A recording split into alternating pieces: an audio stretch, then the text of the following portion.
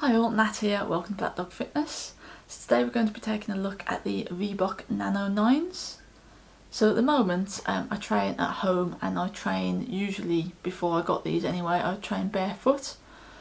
Previously I have lifted in running shoes, which is not recommended because of the cushioning in them. It can lead to poor form and injuries.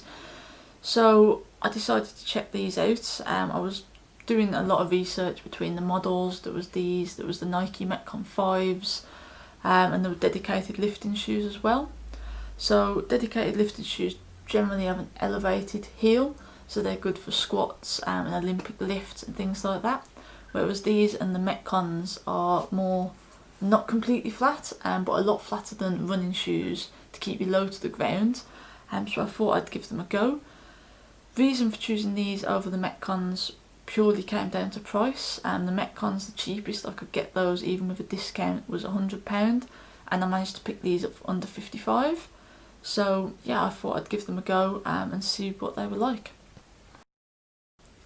So my first impressions, yeah, I prefer the design of the Metcon, to be honest. Not really a fan of the vector style logo. I mean, it's not a bad looking shoe, I just prefer the old style. I don't know if you can see that here, that old style, well, the new style Delta. I much prefer that design, but not a bad looking shoe. I was torn between this is the primal red colourway, and the triple black. In the end they had no stock of the triple black, so yeah, stuck with the primal red. I love red, but you never know, is it going to be red, is it going to be orange, is it going to be coral, what shade of red you're going to get. But this looks better in person than the pictures that I saw. Also the laces have actually got red tips as well, which I didn't notice when I ordered, so that's a nice touch. Yeah, first impressions were decent shoe. Felt a little bit bulky in hand. The sole actually felt really rigid, like compared to my running shoes. I can normally bend that really easily. Obviously due to the stability, I guess, you know, it needs to be rigid for that, but it did concern me that maybe that wouldn't be comfortable, and as well with like push-up movements and anything like that, I wasn't sure how that would go, but yeah, we will see. So sizing, usually in my Nikes I go between a 6 and a 6.5. I read that these do size a bit big, and I did try a pair of Reebok Float Ride Energies recently, and I had to return a size 6 in those and go for the 5.5. So I just played it safe and I went for the 5.5 in these. Fit is fine, quite wide in the forefoot. That was the big thing, that when I did a lot of reading, people between this and the Metcon, people with wider feet tended to go for the Nano, and people with narrower feet for the Metcon. For me, you know, it's perfectly comfortable, fine shoe, like I say, 5.5. Has got extra eyelets, so by default it laces up to here. I've actually laced it up to the maximum just to give me that extra security and that heel lock. So yeah, no issues there. Heel drop, these are 4mm from heel to toe. Compared to my usual running shoes, they vary from 8mm to 10mm depending on the model, so lower to the ground. My scales had these at 312.5 grams per shoe, so not overly bulky. I mean, there's really nothing extra to them. There's a nice padded collar, but there's nothing that doesn't need to be there, so they have tried to keep the weight down. Not, like I say, it looks a little bit bulkier than it feels. You don't feel that when it's on your foot. So yeah, there we go. Performance wise, in truth, I wasn't sure what to expect. Like I say, I've never had a shoe like this before. I've only really started getting into my weight training seriously the last 6 months or so. Before that it was just kind of a supplement to my running.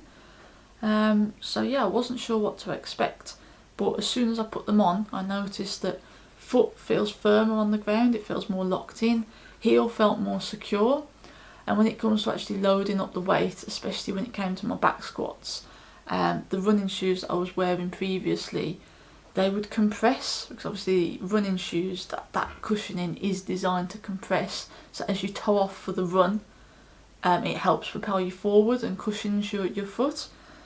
This obviously doesn't have that, it's not designed for that. and it definitely felt a lot better when you start to add more weight to the bar. Felt a lot more stable and a lot more secure.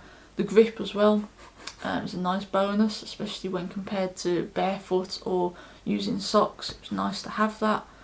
My heel felt a lot better, just a lot more locked down, stable, wasn't going to go anywhere. So yeah, I was actually quite impressed.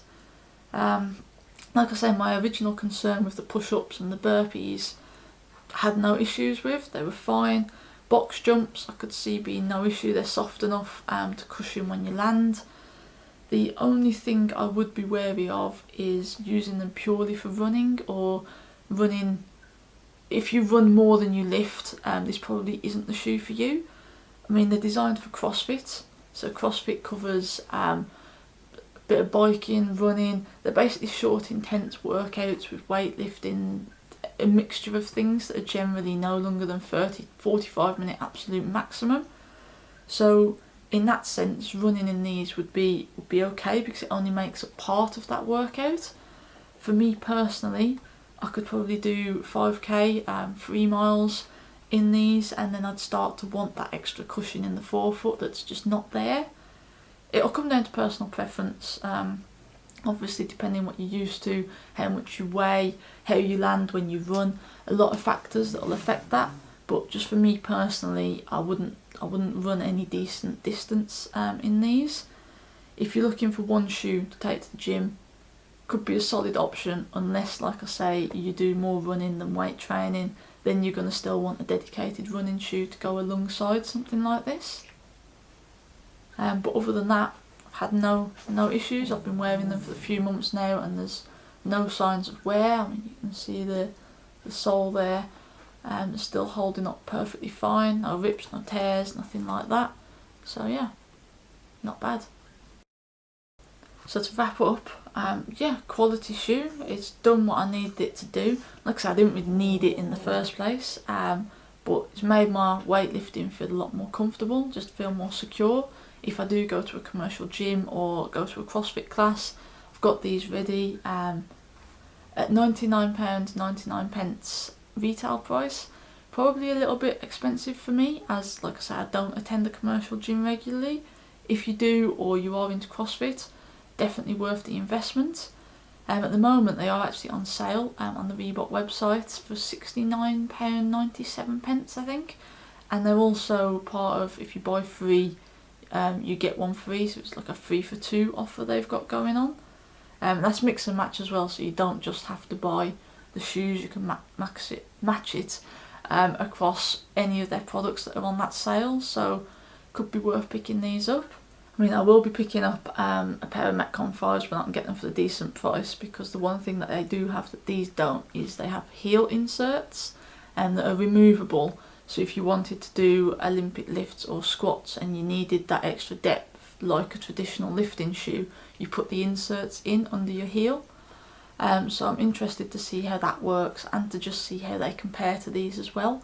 So I will be doing a review of those and comparing them to the Reebok Nano 9s. But yeah, in conclusion, these were a solid shoe, held up well, would have no hesitations in recommending them. So if there's anything you want to know about the shoe, let me know and I'll try and answer it for you. As always, if you've liked the video, please hit that like button, it takes you 2 seconds. Hit subscribe as well, it really helps me out. Greatly appreciate it. Thanks for watching and see you next time.